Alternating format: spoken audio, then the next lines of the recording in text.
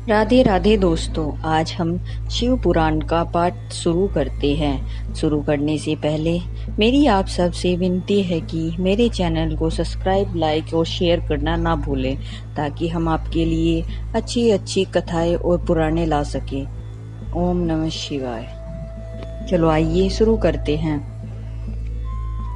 आज की कथा हम प्रारंभ करते हैं। पृथ्वी आदि से निर्मित देव प्रतिमाओं के पूजन की विधि, उनके लिए नैवेद्य का विचार, पूजन के विधि, विभिन्न उपचारों का फल, विशेष मास, वार, तिथि एवं नक्षत्रों के योग में पूजन का विशेष फल तथा लिंग के वैज्ञानिक स्वरूप का विवेचन।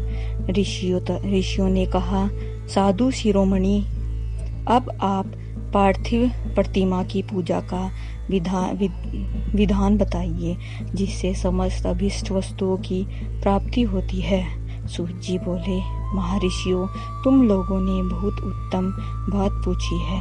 पार्थिव प्रतिमा का पूजन सदा संपूर्ण मनोरथों को देने वाला है तथा दुख का तत्काल निवारण करने वाला है। मैं उसका वर्णन करता हूँ, तुम लोग उसको ध्यान देकर सुनो। पृथ्वी आदि की बनी हुई देव प्रतिमाओं की पूजा इस भूतल पर अभिष्टदायक मानी गई है। निश्चय ही इसमें पुरुषों का और स्त्रियों का भी अधिकार है। नदी, पोखरे तथा कुओं में प्रवेश करके पानी के भीतर से मिट्टी ले आए, फिर गंध चूर्ण के द्वारा उसका संशोधन करें और शुद्ध मंडप में रख कर उसे महीन पीसे और साने। उसके बाद हाथ से प्रतिमा बनाए और दूध से उसका सुंदर संस्कार करें। उस प्रतिमा में अंग प्रयत्न अच्छी तरह प्रकट हुए हो तथा वह उस प्रकार के अस्त्र शस्त्र से संपन्न बनाई गई हो। तदंतर उसे प्रासन पर स्थापित करके आदर पूर्वक उसका पूजन करें। गणेश, सूर्य, विष्णु, दुर्गा और शिव की प्रतिमा का, शिव का एवं शिवलिंग का द्विज को सदा पूजन करना चाहिए। षोडशोपचार पूजन जनित फल की सिद्धि के लिए 16 उपचारों द्वारा पूजन करना चाहिए। पुष्प से पोषण और मंत्र पाठ पूर्वक अभिषेक करें। अग्नहीनी के चावल से नैवेद्य तैयार करें। सारा नैवेद्य एक कुंडव लगभग पाव भर होना चाहिए। घर में पार्थिव पूजा के लिए एक कुंडव और 12 किसी मनुष्य द्वारा स्थापित शिवलिंग के पूजन के लिए एक प्रस्थ सेर भर नैवेद्य तैयार करना आवश्यक है। ऐसा जानना चाहिए, देवताओं द्वारा स्थापित शिवलिंग के लिए 3 सेर नैवेद्य अर्पित करना उचित है और स्वयं प्रकट हुए स्वयंभू लिंग के लिए 5 सेर। ऐसा करने पर पूर्ण फल की प्राप्ति समझनी चाहिए। इस प्रकार सहस्त्र बार पूजा करने से द्विज सत्यलोक को प्राप्त कर लेते हैं।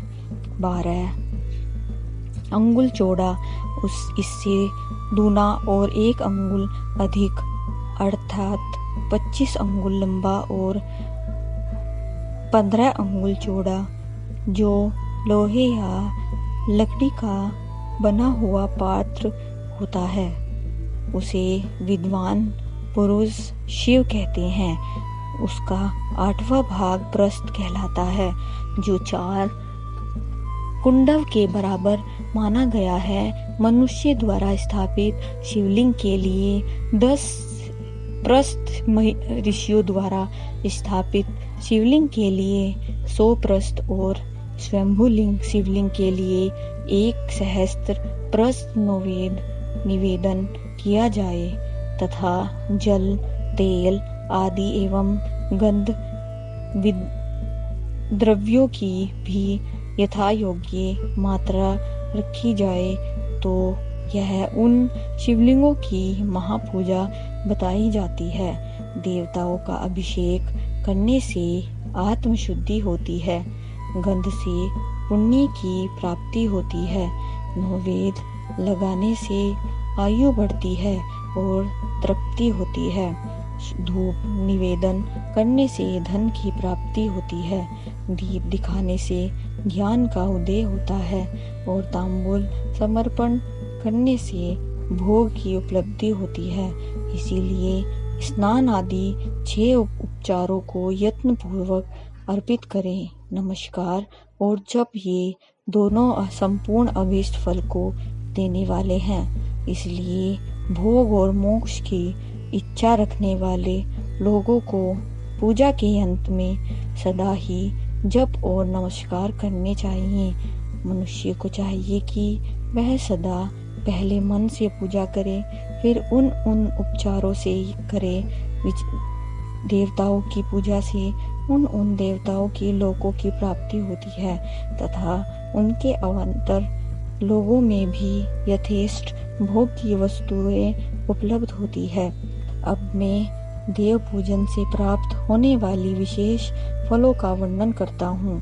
द्विज तुम लोग श्रद्धा पूर्वक सुनो। विघ्नराज गणेश जी की पूजा से भूलोक कर्म में उत्तम अभीष्ट वस्तुओं की प्राप्ति होती है।